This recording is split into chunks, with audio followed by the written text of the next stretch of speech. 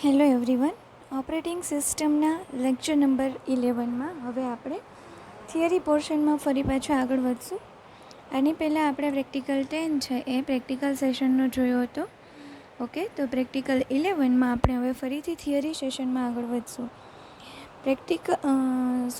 Lecture number 9માં આપણે discuss કર્યું હતું પ્રોસેસનો બિહેવિયર અને then after we will discuss preemptive scheduling versus non preemptive scheduling. બરાબર છે. હવે આ લેક્ચરમાં આપણે શેડ્યુલિંગ ક્યુઝ અને શેડ્યુલર્સ જે અલ્ગોરિધમ છે એના વિશે ડિસ્કસ કરશું કે લોંગ ટર્મ શેડ્યુલર્સ છે, મીડિયમ ટર્મ શેડ્યુલર્સ છે, શોર્ટ ટર્મ શેડ્યુલર છે, એ કઈ જગ્યાએ અને કેવી રીતે યુઝ થાય છે એ વસ્તુ આપણે આજના લેક્ચરમાં ડિસ્કસ કરશું. First we will discuss scheduling cues. Okay, હવે શેડ્યુલિંગ ક્યુઝની રિક્વાયરમેન્ટ શું કામ એને એવી એકચ્યુઅલમાં શું છે એ વસ્તુ આપણે ડિસ્કસ કરીએ. As described in earlier multitasking operating systems, more than one process may be in execution at the same time and each process will be in some specific state its lifespan. બરાબર, એટલે કે આપણે earlier જોયું હતું કે multitasking operating system હોય તો એક કરતાં વધારે પ્રોસેસ છે એ એક્ઝિક્યુશનમાં હોવાની છે, બટ ઓબ્વિયસ છે. તો શું થશે અને કે ઘણી બધી પ્રોસેસીસ હશે તો એવું જરૂરી નથી કે એક પ્રોસેસ છે એક સ્ટેટમાં જ રહીને પૂરી થઈ જાય. ના, પહેલાં એ રેડીમાં આવે પછી એ રનિંગમાં જાય. બરાબર છે. એટલા માટે each process will be in some specific state during its life span. એટલે કે એની જે આખી જર્ની છે, આખી લાઈફ સ્ટાર્ટ થાય ત્યાંથી પૂરી થાય ત્યાં સુધીમાં ઘણા બધા સ્ટેટમાં જશે. તો એવી પોસિબિલિટી છે કે એક કરતાં વધારે પ્રોસેસ છે એ એક કરતાં વધારે પ્રોસેસ છે પર્ટિક્યુલર એક સ્ટેટમાં હોવાની. રનિંગ સ્ટેટમાં ના હોય. શું કામ એને? તો કે આપણી પાસે સીપીયુ એક જ છે અને સીપીયુમાં રન ટાઈમે એક જ પ્રોસેસ છે એક્ઝિક્યુટ થઈ શકે છે.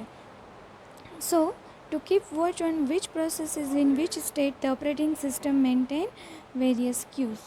બરાબર, એટલા માટે જ છે ઓપરેટિંગ સિસ્ટમ ક્યુ મેન્ટેન કરે છે કે જેથી ખબર પડે કે આ 5 પ્રોસેસ છે એ રેડી સ્ટેટમાં છે, આ 7 પ્રોસેસ છે એ વેઇટિંગ સ્ટેટમાં છે અને આ એક પ્રોસેસ છે એ રનિંગ સ્ટેટમાં છે. બરાબર, એટલા માટે શું વેરિયસ ક્યુઝ મેન્ટેન કરે. હવે કઈ ક્યુઝ છે તો કે there are mainly 3 different types of queues as given below. So first is job queue. પહેલી ક્યુ કઈ છે? જોબ ક્યુ. જોબ ક્યુમાં શું હશે? It consist of all processes in the system. Okay, એની પાસે દરેકે દરેક પ્રોસેસીસ હશે જેટલી સિસ્ટમમાં હશે એ. બરાબર છે. As processes enter the system they are put into this queue. Processes છે એ સિસ્ટમમાં એન્ટર થશે ત્યારે છે એને આ ક્યુમાં મૂકવામાં આવશે. બરાબર, એટલે એક વસ્તુ તો એ થઈ કે જ્યારે નવી પ્રોસેસ ક્રિએટ થાય છે ત્યારે એ નવી પ્રોસેસ આ જોબ ક્યુમાં મૂકવામાં આવે છે. Second one is ready Q. It consist of processes which are residing in main memory and waiting for CPU. Okay, ready ક્યુમાં કઈ પ્રોસેસીસ હશે? તો કે જેટલી જે પ્રોસેસીસને મેમરીમાં લોડ કરવામાં આવે છે એ મેમરીમાં લોડ થયેલી પ્રોસેસીસ છે એ બધી રેડી ક્યુમાં હશે. ઓકે, તો આ બે ક્યુ ખબર પડી જોબ ક્યુમાં. તો કે જેટલી નવી પ્રોસેસ ક્રિએટ થાય એ બધી જોબ ક્યુમાં, જેટલી પ્રોસેસને મેઇન મેમરીમાં લોડ કરવામાં આવે એ બધી પ્રોસેસીસ રેડી ક્યુમાં. And third one is device queue.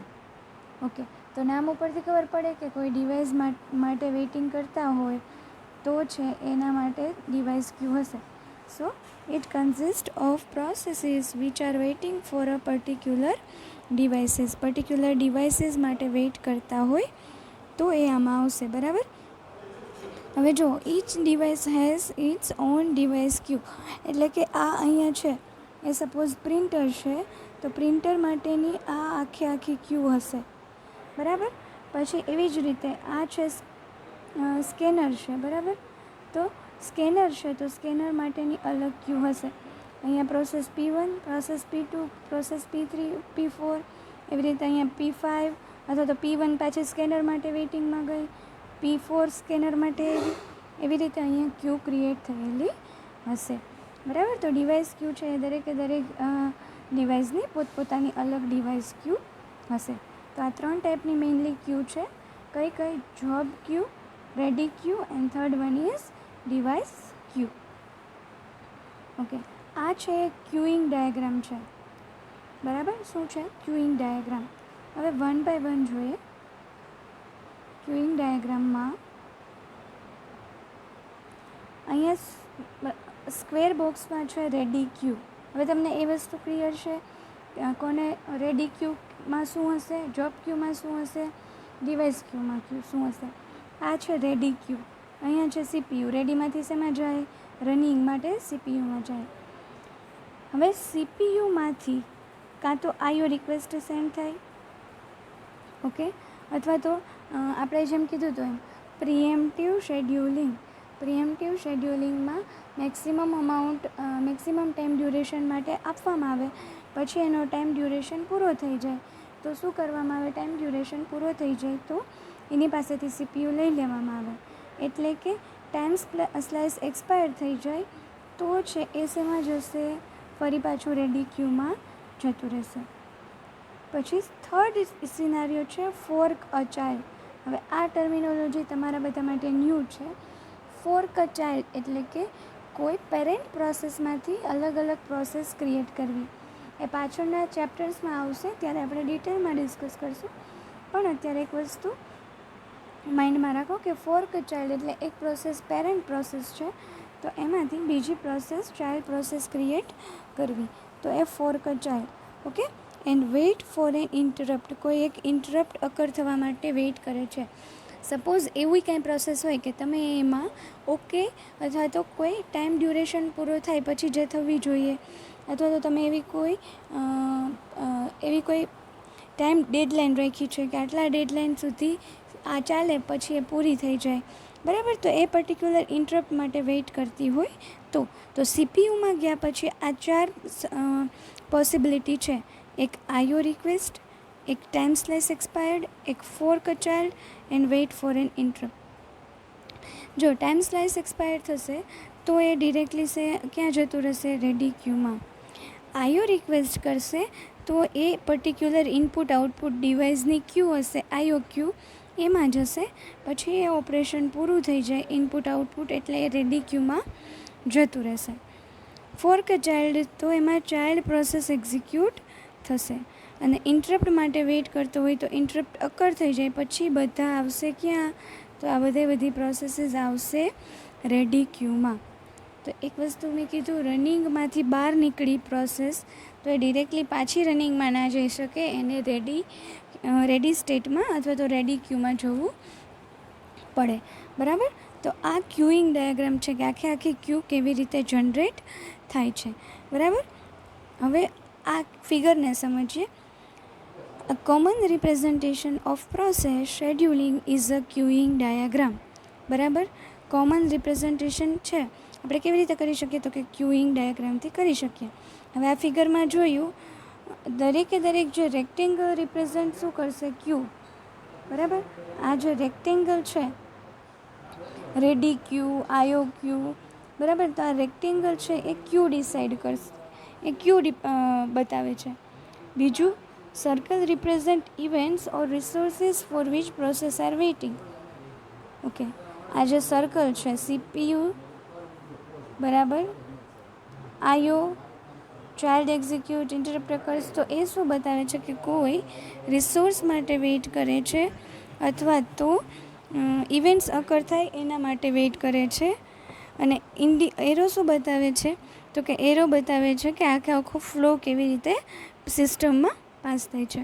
તો આ ફિગર છે એની ટર્મિનોલોજીને અહીંયા એક્સપ્લેન કરી છે. Okay. A new process is initially put in the ready queue. બરાબર. નવી પ્રોસેસ છે એને ઇનિશિયલી ક્યાં મૂકવામાં આવશે? Ready ક્યુમાં. It waits in the ready queue until it is selected for execution. ક્યાં સુધી રેડી ક્યુમાં રહેશે? તો કે જ્યાં સુધી એને જ્યાં સુધી એ રનિંગ મોડમાં નહીં જાય, એટલે કે એને સિલેક્ટ નહીં કરવામાં આવે એક્ઝિક્યુશન માટે ત્યાં સુધી. Once the process is assigned to CPU and is executing, one of several events could occur.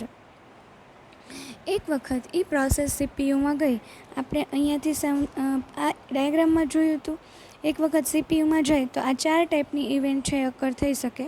એ જ વસ્તુ થિયરીમાં સમજાયું છે કે once the process is assigned to CPU and is executing, one of several events could occur. The process can issue an IO request and then be placed in an IO queue. IO request કરશે અને પછી એ ક્યાં place થશે? IO ક્યુમાં place થશે. બરાબર છે? પછી શું થશે? The process can create a new sub process and wait for its termination. જે ફોર્કનું કીધું હતું એમ કે ચાઇલ્ડ પ્રોસેસ છે એ ચાઇલ્ડ પ્રોસેસ એક્ઝિક્યુટ થઈ. The process can be removed forcibly, preemptive scheduling, from the CPU and be put back in the ready queue. તો આટલા ટાઈપના સિનારીઓ છે એ કોઈ પ્રોસેસ રનિંગ સ્ટેટમાં જાય પછી થઈ શકે. Okay, so this is all about queuing diagram, કે એક વખત તમને આટલા ટાઈપની ક્યુ હોય છે અને આવી રીતે પ્રોસેસ છે એ ક્યુમાં ટર્ન બાય ટર્ન જતી હોય છે અને સીપીયુમાં એન્ટર થયા પછી પણ આટલા ટાઈપની પ્રોસેસીસ છે એ થઈ શકે. So this is all about queuing diagram. Okay, now we will discuss types of schedulers. Okay, હવે આપણે શેડ્યુલરના અલગ અલગ ટાઈપ્સ જોઈશું. જેમ મેં કીધું એમ કે લોંગ ટર્મ શેડ્યુલર હોય, શોર્ટ ટર્મ શેડ્યુલર હોય ને મીડિયમ ટર્મ શેડ્યુલર હોય છે. તો એ કેવી રીતે વર્ક કરે છે એ ડાયાગ્રામથી આપણે સમજશું. A process which is between the various scheduling queues throughout its lifetime. બરાબર, એ આપણને ખબર છે કે આખા લાઈફ ટાઈમમાં ઘણી બધી પ્રોસેસ છે એ ઘણા બધા શેડ્યુલિંગ ક્યુમાંથી સ્વિચ થાય છે. કેમ કે આગળના લેક્ચરમાં આપણે જે ડાયાગ્રામ હતો એ ડાયાગ્રામથી જોયું હતું કે આ ઘણી બધી છે એ ક્યુમાંથી છે એ પર્ટિક્યુલર પ્રોસેસ છે એ પાસ થાય છે. Okay, it is the task of schedulers to select processes from this queue based on some criteria. આના પહેલાંના જો લેક્ચર્સ હતા એમાં આપણે ડિસ્કસ કર્યું હતું definition of scheduling, definition of scheduler and definition of scheduling algorithm. Scheduling એટલે કે આખી પ્રોસેસ કે જેમાં આપણે ચૂઝ કરશું કે આ પ્રોસેસ હવે રન થશે. શેડ્યુલર એટલે કે ઓપરેટિંગ સિસ્ટમનો એક પાર્ટ જ કે જે બધું આ મેનેજ કરશે અને સિલેક્ટ કરશે કે આ પ્રોસેસ છે એ રન થશે. અને શેડ્યુલિંગ અલ્ગોરિધમનો યુઝ કરશે કોણ? શેડ્યુલર. તો શેડ્યુલર છે શેડ્યુલિંગ અલ્ગોરિધમનો યુઝ કરી અને આ ઓપરેશન પરફોર્મ કરશે. સો હવે આવ્યું કે શેડ્યુલરનું એ ટાસ્ક છે કે આ ક્યુ બેઝડ જેટલી પણ ક્યુ હશે એ ક્યુમાંથી જે પર્ટિક્યુલર પ્રોસેસને છે એ સિલેક્ટ કરશે. તો આ છે એ ડાયાગ્રામ છે કે આપણને ખબર પડશે કે ક્યાં શેડ્યુલરની રિક્વાયરમેન્ટ છે. તો આ ડાયાગ્રામ આપણે પહેલાં તો સમજીએ. ઓકે, આ શું છે? બેચ જોબ્સ અહીંયાથી આવશે, એટલે કે ઘણી બધી જોબ્સ એટલે કે પ્રોસેસ છે એ ક્રિએટ થશે. પ્રોસેસ ક્રિએટ થાય તો એ પ્રોસેસ ક્રિએટ થયેલી છે એ બધી શેમાં આવશે? બેચ ક્યુ અથવા તો જોબ ક્યુ. આપણે જે 3 ટાઈપની ક્યુ જોઈ હતી આના પહેલાં કે job queue, ready queue and device ક્યુ.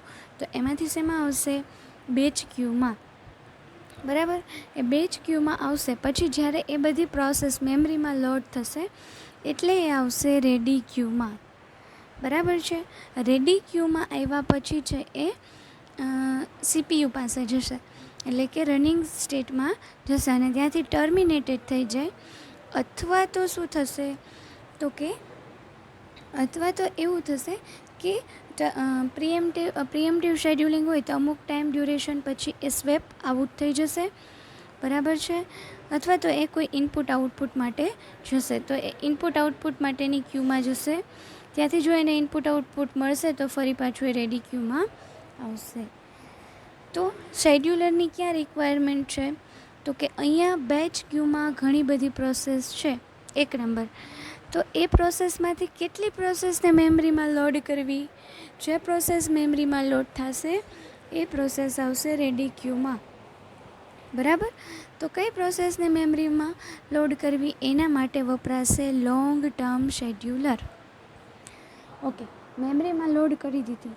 મેમરીમાં લોડ કરી દીધી પછી તો કે કેટલી પ્રોસેસ છે, હવે કેટલી પ્રોસેસ નહીં પણ આટલી બધી પ્રોસેસ છે, એમાંથી કઈ એક પ્રોસેસ છે એ રનિંગ સ્ટેજમાં જશે. બરાબર, કેમ કે CPU એટ અ ટાઈમ એક જ પ્રોસેસને એક્ઝિક્યુટ કરી શકે છે. તો એક પ્રોસેસને સિલેક્ટ કરવા માટે શોર્ટ ટર્મ શેડ્યુલરનો યુઝ થાય છે. પછી નેક્સ્ટ થિંગ કે હવે જો તમે પ્રોસેસ પ્રીએમ્પ્ટિવ શેડ્યુલિંગનું યુઝ કરો છો, અમુક ડ્યુરેશન પછી પ્રોસેસ છે એની પાસેથી CPU લઈ લ્યો છો, એટલે એ સ્વેપ્ડ આઉટ પ્રોસેસીસ થઈ ગઈ. એ સ્વેપ્ડ આઉટ પ્રોસેસીસ છે, એ સ્વેપ્ડ આઉટ પ્રોસેસીસમાંથી ફરી પાછી મેમરીમાં કોને લોડ કરવી, તો એના માટે મીડિયમ ટર્મ શેડ્યુલરનો યુઝ થાય છે. ઓકે, તો આ 3 ટાઈપના શેડ્યુલરનો આવી રીતે યુઝ થાય છે. હવે ડિટેલમાં આપણે એની થિયરી જોઈશું. તો આ એક ડાયાગ્રામેટિકલી વ્યૂ છે કે કેવી રીતે 3 શેડ્યુલરનો યુઝ થાય છે અને 3 શેડ્યુલરની રિક્વાયરમેન્ટ શું કામ એને છે. Okay, so there are 3 types of scheduler as below. First is long term scheduler, second is medium term scheduler and third is short term scheduler. Okay, 3 ટાઈપના શેડ્યુલરનો યુઝ થાય છે. તો આપણે પહેલાં જોઈએ long term scheduler. It is the first level scheduler. હવે જો અહીંયા આ ડાયાગ્રામ તમારે ફિટ કરી દેવાનો છે. લોંગ ટર્મ શેડ્યુલર ક્યાં યુઝ થાય, શોર્ટ ટર્મ ક્યાં યુઝ થાય અને મીડિયમ ટર્મ શેડ્યુલર ક્યાં યુઝ થાય. આટલી વસ્તુ જો માઇન્ડમાં ક્લિયર હશે તો ઇઝીલી તમને આ 3 શેડ્યુલર સમજાઈ જશે. પણ first of all of you have to clear this picture in mind. Okay, તમારે મગજમાં આ પિક્ચરને ક્લિયર એટલે કે યાદ રાખી લેવાનું છે. બરાબર, તો તમને દરેક શેડ્યુલર છે એ ઇઝીલી યાદ રહી જશે. ઓકે, હવે જો ફર્સ્ટ લેવલ શેડ્યુલર શું કામ એને કીધું, તો કે એ અહીંયા પર્ટિક્યુલર પહેલાં આવે છે એટલે ફર્સ્ટ લેવલ શેડ્યુલર કીધું છે. બરાબર, લોંગ ટર્મ શેડ્યુલરને. Okay, it can be found in operating system where there is a support for batch operating system. Batch operating system આપણે ઓલરેડી ડિસ્કસ કરી લીધા છે. તો એ બેચ ઓપરેટિંગ સિસ્ટમમાં છે એ વર્ક કરે છે.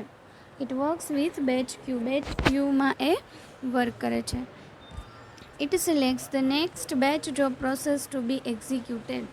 એને મેમરીમાં લોડ કઈ પ્રોસેસને કરવાની છે એ સિલેક્શન કરશે. So such process is loaded in main memory and waits in ready state for CPU to become free. એટલે શું થશે કે લોંગ ટર્મ શેડ્યુલર જે પ્રોસેસને સિલેક્ટ કરશે એ શેમાં આવશે, રેડી સ્ટેટમાં. રેડી સ્ટેટમાં આવીને શું કરશે કે એ CPUને ફ્રી થવા માટેનો વેઇટ કરશે. જો આની પહેલાંના લેક્ચર્સમાં મેં એવું કીધું હતું કે પ્રોસેસ સ્ટેટ ડાયાગ્રામ છે એ આ ચેપ્ટરનો તો MP ક્વેશ્ચન છે જ, પણ એઝ વેલ એઝ આખા યુનિટનો MP ક્વેશ્ચન છે. શું કામ એને, તો કે એ સ્ટેટ અલગ અલગ કેવી રીતે ચેન્જ થાય છે એ તમને ખબર હોય તો હવે પછીના દરેક પોઈન્ટ્સ છે તમને સમજાશે. કેમ કે દરેક જગ્યાએ સ્ટેટ આવે તો તમને ખબર હોય કે રેડી સ્ટેટમાં શું થાય છે, રેડીમાંથી રનિંગમાં ક્યારે જાય, એ ખબર હોય તો આ બધી વસ્તુ સમજવી ઇઝી પડે. ઓકે, હવે it execute much less frequently compare to other schedulers. Okay, એને એક્ઝિક્યુટ લોંગ ટર્મ શેડ્યુલર છે એ એક્ઝિક્યુટ છે એટલી ફ્રિકવન્ટલી થતું નથી. એનું રીઝન શું છે, તો કે there may be minutes between the creations of new processes in the system. Okay, and this scheduler is required only when new processes enter the system. Okay, હવે જો આની ઓછી રિક્વાયરમેન્ટ શું કામ એને છે, તો કે કોઈ પણ નવી પ્રોસેસ ક્રિએટ થાય અને એના પછી એની બીજી નવી પ્રોસેસ ક્રિએટ થાય, એ બે વચ્ચે જનરલી મિનિટ્સનો તો ડ્યુરેશન હોય છે, એટલે આટલું ફ્રિકવન્ટલી યુઝ થતું નથી. બીજી વસ્તુ કે આ શેડ્યુલિંગની રિક્વાયરમેન્ટ ત્યારે જ આવે જ્યારે નવી પ્રોસેસ છે એ સિસ્ટમમાં એન્ટર થાય છે. It control the degree of multiprogramming. That means the total number of processes residing in the memory. Okay, multiprogramming છે એ કેવી રીતે કંટ્રોલ કરે છે, તો કે મેમરીમાં કેટલી પ્રોસેસ રહેશે એ ડિસાઇડ કોણ કરશે? Long term scheduler. So what is the objective or reason then why we use long term scheduler is to provide a balanced mix of jobs such as CPU bound and IO bound to the short term scheduler. Okay, so this is most important point regarding long term scheduler. What? હવે જો CPU આપણે મેમરીમાં એવી જ processes load કરીએ કે જે ખાલી CPU બાઉન્ડ જ હોય, અથવા તો એવી પ્રોસેસ જ લોડ કરીએ કે જે IO બાઉન્ડ હોય, તો CPUનું યુટિલાઇઝેશન પૂરું કરી શકીએ નહીં. તો multi programming operating system create કરવા માટે એ જરૂરી છે કે આપણે CPUનું યુટિલાઇઝેશન પૂરેપૂરું કરીએ. બરાબર છે? તો જો CPUનું યુટિલાઇઝેશન પૂરેપૂરું ના થાય તો મલ્ટી પ્રોગ્રામિંગ છે એવું ઇલ્યુઝન ક્રિએટ થશે નહીં. તો લોંગ ટર્મ શેડ્યુલર શું કરશે? બેલેન્સ્ડ મિક્સ ઓફ જોબ, એટલે કે એવું નહીં કરે કે ખાલી CPU બાઉન્ડ રિલેટેડ જોબ જ હશે, IO બાઉન્ડ રિલેટેડ જોબ જ હશે, પણ એ શું કરશે? Mixture of CPU bound and IO bound processes આપશે. નાવ CPU બાઉન્ડ એટલે શું અને IO બાઉન્ડ એટલે શું એ ઓલરેડી આપણે જોઈ લીધું છે, પણ just for your information, CPU bound એટલે કે કોઈ પ્રોસેસ કેટલો ટાઈમ સુધી CPUમાં એક્ઝિક્યુટ થાય છે, અથવા તો એને CPUની રિક્વાયરમેન્ટ છે, એ CPU બાઉન્ડ. આપણે કહેતા હતા કે મોસ્ટ ઓફ ધી કોમ્પ્યુટેશન છે એ CPU બાઉન્ડ પ્રોસેસ છે, તો એ CPUમાં યુટિલાઇઝ કરે છે. IO બાઉન્ડ પ્રોસેસ એટલે એને CPUની એટલી બધી રિક્વાયરમેન્ટ હોતી નથી, પણ ઇનપુટ આઉટપુટ ઓપરેશન છે એ ફ્રિકવન્ટલી થાય છે. તો જો આ આગળના ટર્મિનોલોજી તમને યાદ હશે તો આ બધું સમજાવવાનું ઇઝી પડશે. બાકી આગળની ટર્મિનોલોજી, હવે CPU બાઉન્ડ, IO બાઉન્ડ એ વસ્તુ માઇન્ડમાં ક્લિયર નહીં હોય તો આ વસ્તુ સમજવી અઘરી થશે. બરાબર? એટલે જે પણ આપણે આગળના ટોપિક ડિસ્કસ કર્યા હતા એ ધ્યાનથી છે એ સમજજો. Okay, so this is all about long term scheduler. હવે આપણે જોઈશું medium term scheduler. So it is a second level scheduler. શું કામ એને સેકન્ડ લેવલ છે? ફરી પાછા આપણે આપણી જે મેઇન ફિગર હતી એ જોઈએ કે અહીંયા શોર્ટ ટર્મ શેડ્યુલર છે એ ક્યાં છે? મિડલમાં છે, એટલે કે સેકન્ડ ફેઝમાં આવે છે. So it is a second level scheduler. Okay, it can be found in operating systems where there is a support for swapping. સ્વેપિંગનો કન્સેપ્ટ શું છે કે કોઈ એક પ્રોસેસ છે એ રન થતી હોય, પછી છે એ ઇનપુટ આઉટપુટ વેઇટ માટે જાય તો બીજી પ્રોસેસ આવે, તો એ સ્વેપ ઇન થઈ, ફર્સ્ટ પ્રોસેસ સ્વેપ આઉટ થઈ, તો એક આખો સ્વેપિંગનો કન્સેપ્ટ છે. તો એવી ઓપરેટિંગ સિસ્ટમ કે જ્યાં સ્વેપિંગની રિક્વાયરમેન્ટ હોય ત્યાં છે એ મીડિયમ ટર્મ શેડ્યુલરનો યુઝ થાય છે. લોંગ ટર્મ શેડ્યુલર શેમાં યુઝ થાય છે? તો કે long term scheduler batch operating system હોય એમાં એ યુઝ થાય છે. Okay, so it swaps in and swaps out processes between main memory and disk. તો ક્યાં વપરાય છે? તો કે જ્યારે મેઇન મેમરી અને ડિસ્ક વચ્ચે સ્વેપ ઇન અને સ્વેપ આઉટ કરવાનું હોય ત્યાં છે એ મીડિયમ ટર્મ શેડ્યુલર છે એનો યુઝ થાય છે. ઓકે, ફરીથી હું એકવાર ફિગરમાં કહી દઉં. આપણે જે જોઈતી એ હતું, અહીંયા જે આપણે જોયું હતું એ શોર્ટ ટર્મ શેડ્યુલર છે, ઉપર જે છે એ મીડિયમ ટર્મ શેડ્યુલર છે. Okay, now it executes on 2 occasions. બરાબર? 2 ઓકેઝનમાં એ એક્ઝિક્યુટ થાય. ક્યારે ક્યારે એ છે એ પર્ટિક્યુલર એ એક્ઝિક્યુટ થાય છે? તો કે જ્યારે memory is filled by processes which are in waiting state. અને second, when memory space is vacated by a terminating process. હવે જુઓ, કોઈ પણ વસ્તુ છે એટલે કે મીડિયમ ટર્મ શેડ્યુલિંગ છે તો એ આપણે બે વસ્તુ થાય તો ક્યારે કે એક તો છે વેઇટિંગ સ્ટેટમાં જે બધી પ્રોસેસીસ હતી એ વધારે ફૂલ થઈ ગઈ છે. બરાબર? તો ત્યારે મીડિયમ ટર્મ શેડ્યુલરનો યુઝ થાય. બીજું કે કોઈ મેમરી સ્પેસ છે એ ટર્મિનેટિંગ પ્રોસેસ થઈ ગઈ, એના દ્વારા ખાલી થઈ, તો છે મીડિયમ ટર્મ શેડ્યુલરનો યુઝ થાય, જેથી કરીને ફરી પાછી નવી પ્રોસેસ છે એ રેડી ક્યુમાં આવી શકે. અથવા તો વેઇટિંગ સ્ટેટમાં ફૂલ થઈ ગઈ તો એમાંથી એને રેડી ક્યુમાં મોકલવામાં આવે. It also controls the degree of multiprogramming. That means the total number of processes residing in the main memory. બરાબર. હવે જો જેમ લોંગ ટર્મ શેડ્યુલર પણ મલ્ટીપ્રોગ્રામિંગને સપોર્ટ કરતો હતો, એટલે કે એને કંટ્રોલ કરતો હતો, સેમ એવી જ રીતે મીડિયમ ટર્મ શેડ્યુલર પણ છે એ મલ્ટીપ્રોગ્રામિંગને કંટ્રોલ કરે છે. શું કામ? એને તો કે એ ડિસાઇડ કરે છે કે જે સ્વેપ્ટ આઉટ પ્રોસેસ હોય એમાંથી કેટલી પ્રોસેસને રેડી ક્યુમાં મોકલવી. રેડી ક્યુમાં જાય એટલે કે એ મેઇન મેમરીમાં લોડ થાય છે. બરાબર. Okay. So main topic, what is objective? To make efficient use of main memory. જો મેઇન ગોલ એ જ હોય કે જ્યાં એને જે ક્યુમાં છે એ મોકલવા માટે શેડ્યુલ કરતા હોય એનો યુઝ કરવો.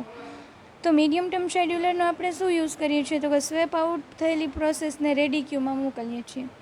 રેડી ક્યુ એટલે કે મેઇન મેમરીમાં કઈ પ્રોસેસીસ હશે એ. તો મેઇન મેમરી છે એનો એફિશિયન્ટ યુસેજ કરવા માટે મીડિયમ ટર્મ શેડ્યુલર છે એનો યુઝ થાય છે. Okay. Now third one is short term scheduler. Okay. It is a third level scheduler. બરાબર. હવે જે શોર્ટ ટર્મ શેડ્યુલર છે એ પેલી ઇમેજ છે એને યાદ કરીએ આપણે. તો શોર્ટ ટર્મ શેડ્યુલર છે એ કઈ જગ્યાએ યુઝ થાય છે એ જોઈએ આપણે. ઓકે. શોર્ટ ટર્મ શેડ્યુલર છે એ અહીંયા રેડી ક્યુમાંથી સીપીયુમાં કોઈ એક પ્રોસેસને સિલેક્ટ કરવા માટે છે એ શોર્ટ ટર્મ શેડ્યુલરનો યુઝ થાય છે. તો એ કેટલામું લેવલ છે? તો કે થર્ડ લેવલ ઓફ શેડ્યુલર. બરાબર. It can be found always in all modern operating system. દરેક જે મોડર્ન ઓપરેટિંગ સિસ્ટમ છે એમાં શોર્ટ ટર્મ શેડ્યુલર તો હોય જ. અને કેની હારે વર્ક કરે છે? એ કોની સાથે વર્ક કરશે? તો કે રેડી ક્યુ સાથે વર્ક કરશે. It selects the next process to be executed by CPU whenever more than one process is simultaneously in the ready state. Again, process state diagram. બરાબર. કે રેડીમાંથી રનિંગમાં કોઈ એક જ પ્રોસેસને મોકલાશે. રેડી સ્ટેટમાં ઘણી બધી પ્રોસેસ છે અથવા તો રેડી ક્યુમાં ઘણી બધી પ્રોસેસ છે. તો એમાંથી કઈ પ્રોસેસને સિલેક્ટ કરી અને આપણે એને રનિંગ સ્ટેજમાં મોકલવી, એટલે કે સીપીયુમાં એક્ઝિક્યુટ થવા માટે મોકલવી. એના માટે શોર્ટ ટર્મ શેડ્યુલરનો યુઝ થાય છે. It controls the ready to running state transition in process life cycle. Again આવ્યું પ્રોસેસ લાઈફ સાયકલ, કે રેડીમાંથી રનિંગમાં જે મોકલવાની પ્રોસેસ છે એ ટ્રાન્ઝિશન છે એ ટ્રાન્ઝિશનને કોણ કંટ્રોલ કરશે? તો કે આ જે શોર્ટ ટર્મ શેડ્યુલર છે એ. It executes much frequently compared to other schedulers. Okay. Long term scheduler છે એ બહુ ફ્રિકવન્ટલી છે એ યુઝ નહોતું થતું, પણ શોર્ટ ટર્મ શેડ્યુલર છે એ મોસ્ટ ફ્રિકવન્ટલી છે એ યુઝ થાય છે. And due to this reason it must be fast, keep scheduling overhead low. બરાબર. એટલે કે એ બહુ સ્પીડલી એટલે કે ફાસ્ટલી શેડ્યુલિંગ કરતું હોવું જોઈએ. Okay, what is the objective of short-term scheduler? To keep CPU always busy to get better utilization. બરાબર. સીપીયુને બિઝી રાખવાનું કે જેથી કરીને આપણને બેટર પરફોર્મન્સ મળે, એટલે સીપીયુનું આપણે સારી રીતે યુટિલાઇઝ કરી શકીએ. તો લોંગ ટર્મ શેડ્યુલર હોય તો લોંગ ટર્મ શેડ્યુલરનું ઓબ્જેક્ટિવ એ હોય કે પર્ટિક્યુલર જે મેઇન મેમરી છે એ મેઇન મેમરીને મિક્સ્ડ જોબ આપવી. સીપીયુ બાઉન્ડ અને આયુ બાઉન્ડ એ બે મિક્સ જોબ આપવી. બરાબર છે. મીડિયમ ટર્મ શેડ્યુલર હોય તો એનું ટાસ્ક છે મેઇન મેમરીનો યુટિલાઇઝ કરવો. અને શોર્ટ ટર્મ શેડ્યુલર છે તો એનો ઓબ્જેક્ટિવ છે કે સીપીયુને બિઝી રાખવું. બરાબર. તો in GTU examination there will be asked explain types of scheduler. Okay, so there are three types of scheduler: long term scheduler, short term scheduler and medium term scheduler. Or there will be question like this: differentiate long term, short term and medium term scheduler. તો ત્રણેયનો differentiation લખવાનું થાય. Differentiation શું થાય? તો કે એક તો ત્રણેયનો objective, પછી કોણ કયા શેડ્યુલરનો ફ્રિકવન્ટલી યુઝ થાય છે, કઈ વસ્તુને કંટ્રોલ કરે છે, બરાબર. આ દરેક વસ્તુ છે એ વસ્તુ ડિફરન્શિએશનમાં આવશે. Okay, so this is all about scheduler. Okay, તો આજના લેક્ચરની શરૂઆત આપણે શેડ્યુલિંગ ક્યુઝથી કરી હતી, બરાબર. જોબ ક્યુ, રેડી ક્યુ, ડિવાઇસ ક્યુ જોયું હતું. એના પછી આપણે ક્યુઇંગ ડાયાગ્રામ ડિસ્કસ કર્યો હતો. ક્યુઇંગ ડાયાગ્રામ આપણે ડિસ્કસ કર્યો. Than after types of scheduler. તો ટાઈપ્સ ઓફ શેડ્યુલરમાં પણ આ જે ડાયાગ્રામ હતો રિલેટેડ ટુ ક્યુઇંગ, એનો ડાયાગ્રામ ડિસ્કસ કર્યો. અને ટોટલ 3 શેડ્યુલરના ટાઈપ હોય. કયા? તો કે લોંગ ટર્મ, મીડિયમ ટર્મ અને શોર્ટ ટર્મ શેડ્યુલર, બરાબર. એ 3 લોંગ ટર્મ શેડ્યુલર, પછી medium term scheduler and short term scheduler આપણે ડિસ્કસ કર્યા. તો આજના લેક્ચરમાં આપણે આટલું જોયું. હવે એના નેક્સ્ટ લેક્ચરમાં, એટલે કે લેક્ચર નંબર 11, સો આના પછીના લેક્ચરમાં આપણે હવે કન્ટેક્સ્ટ સ્વિચિંગ, એટલે કે જે હમણાં આપણે સ્વેપિંગ જોઈ હતી process, swap in, swap out, અથવા તો બે પ્રોસેસ વચ્ચેનું સ્વિચિંગ છે, એ દરેક વસ્તુ આપણે કન્ટેક્સ્ટ સ્વિચિંગમાં જોશું. કન્ટેક્સ્ટ સ્વિચિંગ જોયા પછી આપણે પરફોર્મન્સ ક્રાઇટેરિયા, એટલે કે આ જે કોઈ પણ શેડ્યુલિંગ અલ્ગોરિધમ છે, બરાબર. એ શેડ્યુલિંગ અલ્ગોરિધમ છે એ કેવી રીતે વર્ક કરશે, એને કઈ વસ્તુ છે એનું ધ્યાન રાખવાનું, એના પરફોર્મન્સ કેવું હોવું જોઈએ, એ બધી વસ્તુ આવશે પરફોર્મન્સ ક્રાઇટેરિયામાં. એટલે પરફોર્મન્સ ક્રાઇટેરિયા, પછી context switch, and then after we will start scheduling algorithms. આ બધો છે એ થોડોક થિયરી પોર્શન છે, પણ શેડ્યુલિંગ અલ્ગોરિધમ કેલ્ક્યુલેટિવ પોર્શન છે. It is very interesting portion. So I hope all of you enjoyed. Okay, thank you.